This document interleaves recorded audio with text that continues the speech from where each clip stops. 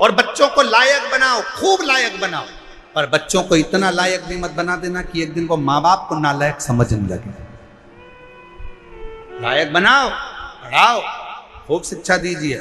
और जिस दिन बेटा कहने लगे पापा तुम्हें कुछ नहीं आता, मम्मी चुप बैठी रहो, पापा तुम बड़बड़ मत करो, चुप बैठे रहो, समझ लेना तुम्हारी शिक्षा किसी काम की नहीं है। तुमने शिक्षा तो दी पर शिक्षा के साथ में संस्कार देना भूल गए थे।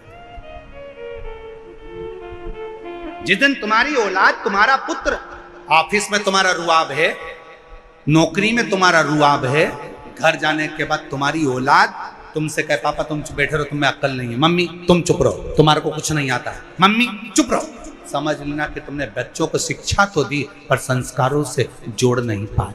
तुम बच्चों को लायक तो बना दिए पर उसने तुमको नालायक समझ लिया। इसलिए याद रखना, अपने बुढ़ापे को सुधारने के लिए अपनी औलादों के सामने तुम्हारी पत्नी भले 8वीं फेल है पर बच्चों से हमेशा कहना कि तेरी माँ के बराबर कोई दुनिया में समझदार नहीं है, और अपने बच्चों के सामने कहना कि तेरे बाप के जैसा दुनिया में कोई समझदार नहीं है। अपने औलाद के सामने अपनी पत्नी का सम्मान करो, अपनी औलाद के सामने अपने पति का सम्मान करो। अगर आज पत्नी अपने पति को बच्चों के सामने कहेगी तेरे बाप में तो अकल ही नहीं है, तेरे बाप में तो अकल नहीं है, तो बच्चा भी वही सीखेगा। और बाप बोलेगा तेरी माँ में तो अकल नहीं है, तेरी माँ में तो अकल नहीं है, तो बच्चा भी वही सीखेगा।